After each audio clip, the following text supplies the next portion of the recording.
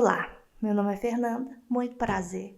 E esse é um quadro que eu gosto de carinhosamente chamar de Quem Não Sabe Ensina, que é o caso Quem Não Sabe Fazer Ensina, que é um ditado popular que a gente fala muito quando a gente está na faculdade ou está no colégio e acha que o professor é uma pessoa maldita que é infeliz com sua carreira e por isso está ali lecionando aqueles jovens, no caso você.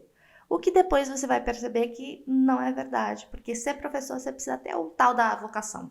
E aí quando você está dando aula e que você vê os jovens olhando para você pensando, ela não sabe fazer, por isso ela está ensinando, que você tem o quê? A realização de que você não sabia de nada na sua vida quando você tinha 20 e poucos anos. O que continua sendo verdade, mas aprendi bastante sobre edição e vou compartilhar um pouco para vocês aqui, porque esse é o meu assunto favorito de todo o guarda-chuva cinematográfico. Então, vou falar que hoje a maioria das pessoas que tem um smartphone e que tem um aplicativo chamado CapCut entende o básico de edição. Você sabe que editar é você pegar uma cena aqui e aí pegar outra cena aqui e aí você gruda elas junto. E dá para fazer um monte de coisas diferentes. Inclusive, tem inúmeros vídeos no TikTok, no YouTube, no Instagram, de pessoas ensinando tecnicamente como que você edita as coisas. Então, você quer fazer um match cut, você faz isso, isso. Você quer fazer um J-cut, você faz isso, isso. Mas eu não achei muitos vídeos falando sobre o raciocínio por trás de determinadas escolhas. E é sobre isso que a gente vai falar aqui. Mas para falar sobre isso, a gente tem que fazer o quê? Dar contexto. Sim, eu sou a rainha do contexto. Então a gente vai do início. E do início eu quero dizer lá do início mesmo. O cinema foi criado. Existe aí uma grande questão onde dois países brigam para poder falar que foram eles que inventaram o cinema. No caso, os Estados Unidos e a França. E os Estados Unidos têm mania de fingir que eles inventaram, mesmo quando eles não inventaram, vulgo Santos Dumont. Então, eu vou dar para a França mesmo. Então, os irmãos Lumière criaram lá a experiência do cinema, que foi colocar um monte de gente dentro de uma sala e projetar um filme. E, teoricamente, foi o filme de um trem indo em direção às pessoas e as pessoas ficaram e se abaixaram. Isso aconteceu ali no final do século XIX. E final do século XIX é 1890 e tanto. Mas foi só no final do século XX, em 1996, que a edição feita digitalmente ganhou pela primeira vez um Oscar de melhor edição. Desde então, desde 1996 até hoje, todos os filmes que ganharam o Oscar de melhor edição foram editados digitalmente, tirando O Resgate do Soldado Ryan, que foi editado pela Thelma Schoonmaker. Eu acho que é assim que fala o nome. Procura aí como é que fala o nome dela. O primeiro nome é Thelma. Ela editou praticamente todos os filmes do Martin Scorsese, certo? Mas a lógica e o raciocínio que você faz hoje em qualquer programa de edição, seja ele o famoso Avid, que os filmes hollywoodianos são editados, quanto o CapCut que você tem no seu celular, funcionam de uma maneira, você faz isso, depois faz isso, faz isso. Então, normalmente, se você sabe editar em um programa de edição, você consegue arranhar em todos eles. Por quê? Porque a lógica é a mesma. E a lógica é a mesma da época onde as pessoas não editavam digitalmente. Como é que as pessoas editavam antigamente? Bom, você tinha um filme rodado em película, no caso esse daqui. Esse daqui é um filme de 16mm.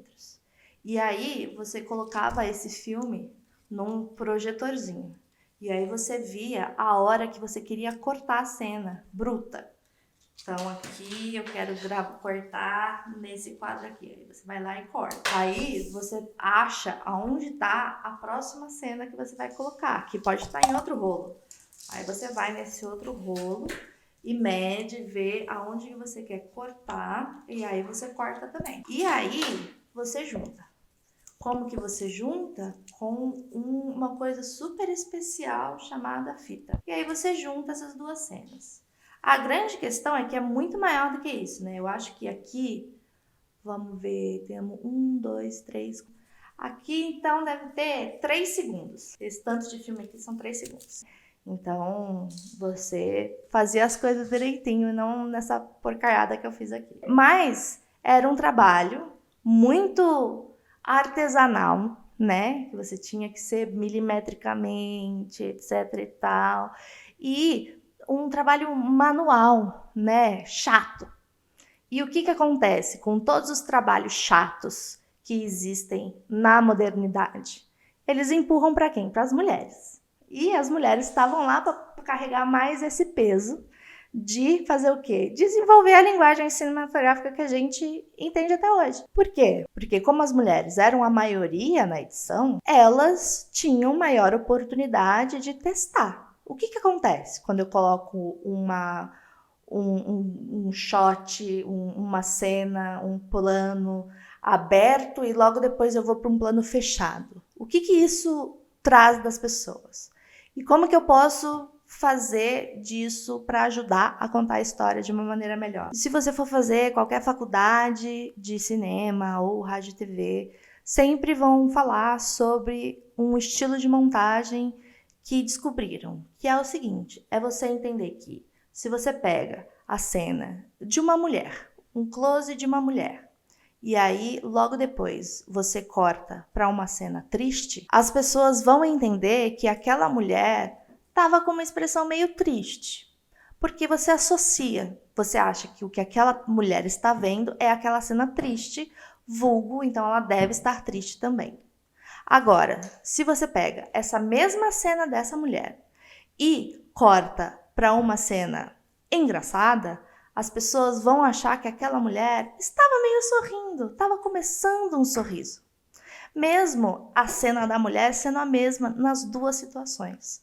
Porque as pessoas foram entendendo que você vai dando significados para aquilo que você tá vendo. E aí, uma coisa vai levando a outra, que vai levando a outra, que vai levando a outra, e aí se desenvolve uma linguagem.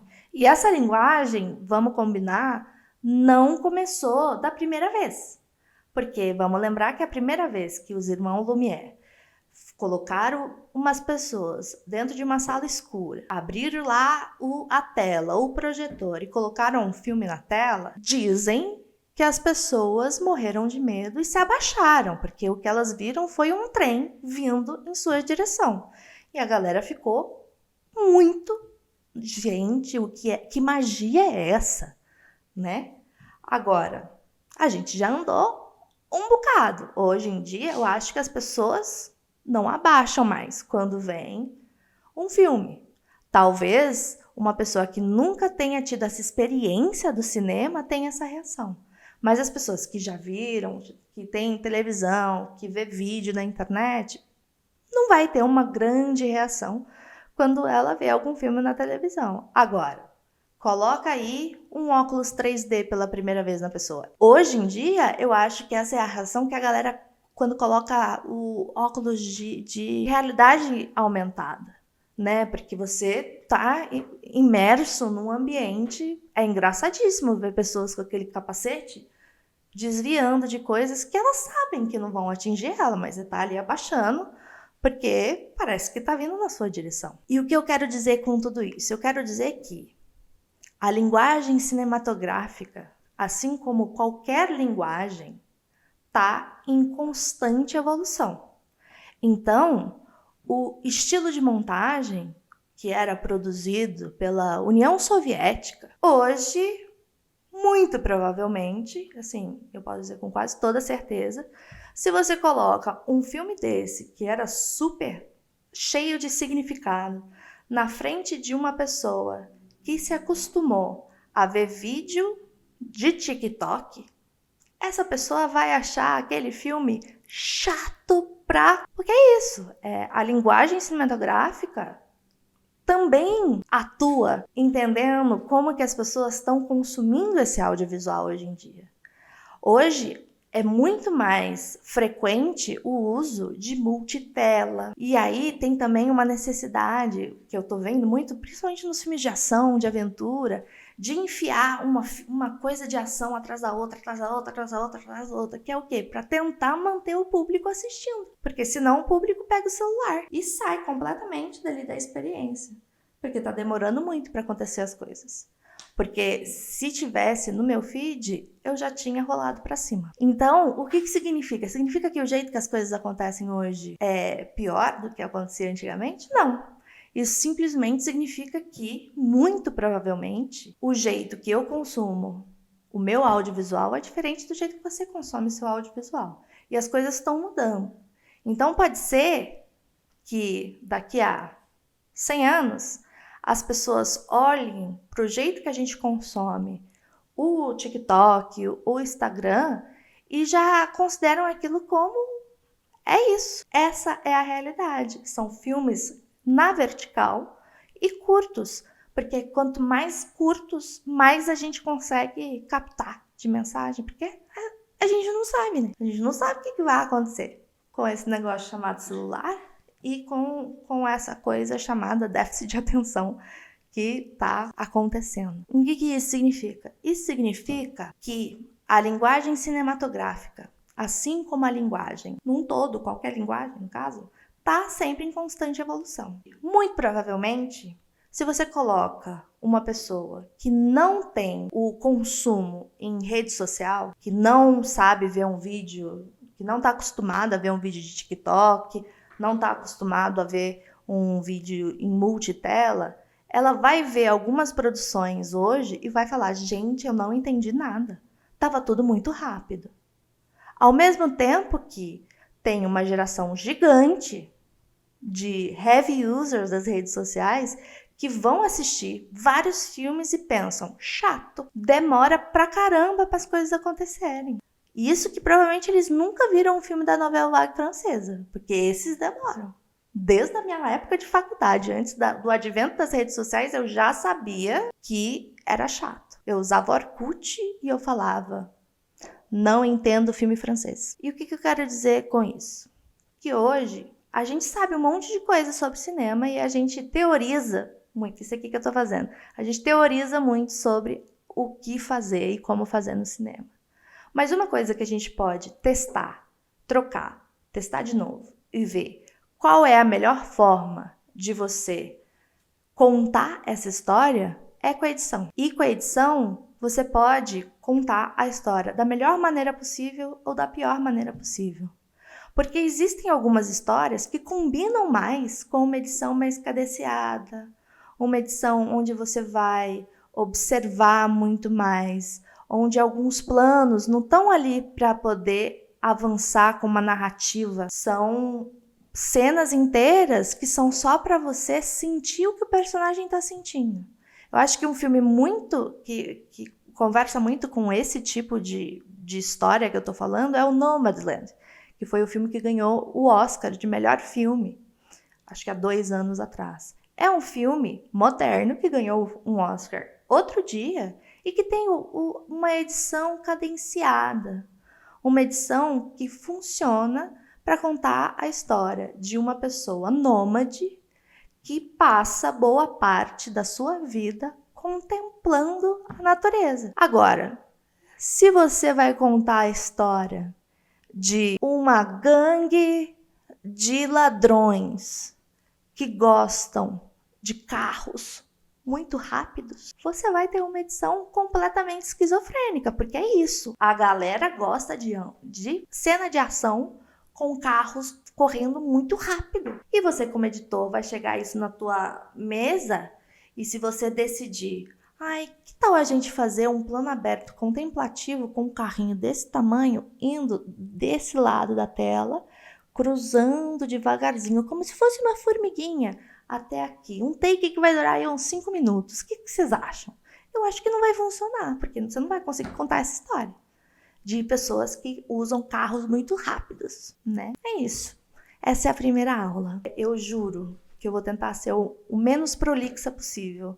Mas eu acho que vocês vão perceber que eu sou muito fã, não só de cinema, mas como pessoas que utilizam as ferramentas do cinema para contar histórias certas, porque o que importa é isso.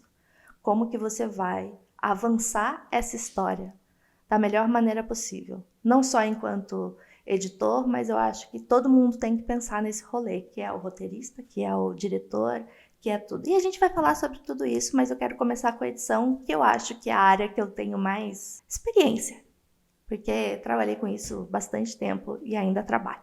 Bom, essa foi a primeira aula. Meu nome é Fernanda, muito prazer. Coloca aqui nos comentários o que você achou, quais filmes que você acha que tem uma visão mais contemplativa, quais filmes são ali mais uma pegada mais corrida, qual tipo de edição você curte mais enquanto espectador e o que você sente falta na edição. Além disso, se você for uma pessoa que quer virar um editor, deixa aí uma pergunta que você sempre quis fazer, mas teve vergonha. Juro que eu sou o tipo de pessoa que realmente acredita que não existe pergunta burra, né? Então, é isso. Até a próxima.